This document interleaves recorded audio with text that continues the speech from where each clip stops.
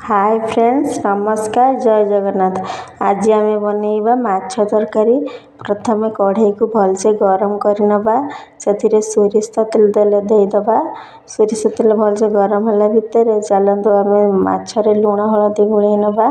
प्रथम लुण पकईदेली, से हलदी पकईदे भलसे गोलई नहीं। देखो आमर तेल भलसे गरम हो गलानी। से माछ सब पकई भाजी नबा। देखो मु गुटे गुटे करी माछ सब पकई भाजी नौची। कढ़ई जेतिकी धरब माछ सेतिकी ही पकेबे, नहले माछ सब भांगी जीव। देखो सब माछ को मु पकई नेली, ताको भलसे लाल करी भाजी नबा। देखो आमर गुटे साइड माछ भाजी हो गलानी। चलो आ गुटे साइड माछ नौटे दबा। देखो मु सब माछ को नौटे देची। गुटे साइड हो गला, आउ साइड लाल करी भाजी नबा। देखो माछ सब लाल हो भाजी गलानी। चलते गोटे प्लेट को काढ़ी नबा। सब माछ को गोटे गोटे करी प्लेट को काढ़ी नहीं। देखो सब माछ मु गोटे प्लेट को काढ़ी नेली, ताको साइड रे रखिबा। बाकी माछ को भाजी नबा। देखो माछ को मु गोटे गोटे करी पकोची। चलतु सब माछ को पकई भाजी नबा। देखो मु सब माछ पकई नेली, लाल करी भलसे भाजी नबा। देखो आमर गुटे साइड माछ भाजी गलानी, आ गुटे साइड को नौटे दबा। गुटे गुटे करी भलसे नौटी नेबे। देखो गुटे साइड हो गलानी।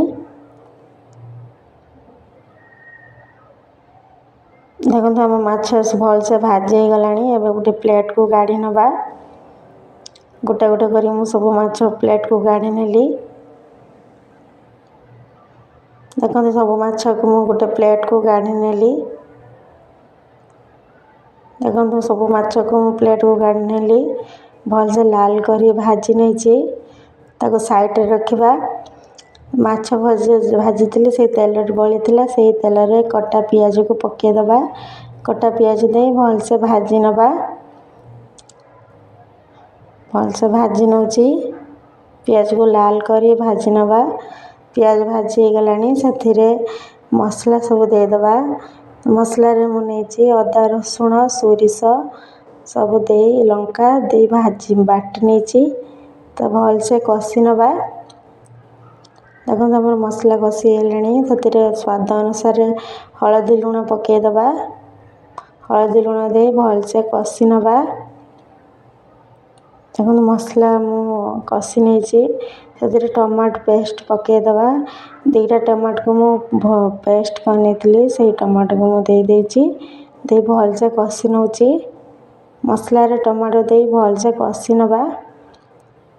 तो से मसला रे पानी टिके दे देची, कहीं सुखिला लगुला। तो दे पानी दे कषि नौची। देखो आम मसला धीरे धीरे कषि आसलानी, तेल भी बाहरी आसलानी।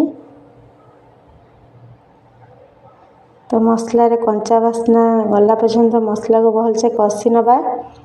देखो आम मसला भलसे कषि आसलानी, तेल भी बाहरी आसलानी। मझे मझे टे मसला को घाटी दे, कहीं तलू लगिज। तो देखो भलसे कषि आसलानी, तेल भी बाहरी आसलानी। से गरम पानी देदबा। तो तरकारी रे गरम पानी देले भल टेस्ट आसे। तो मु गरम पानी देची। गरम पानी दे भलसे गोलई नबा। ताको फुटिबा पई छाड़ी दबा। देखो आमर तरकारी भलसे फुटी आसलानी, से भजा माछ सब देदबा।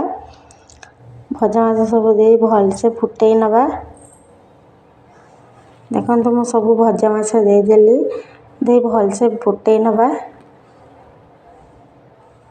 तरकारी रे पानी मला पर्यंत तरकारी फुटेबे, भल टेस्ट आसब। तो आपड़ जी झोल रखा चाहते से ही झोल रखिए। मो हिसाब से मु झोल रखी।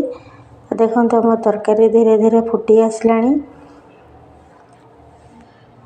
तरकारी भलसे फुटी आसला परे से धनिया पत्र पकई दबा।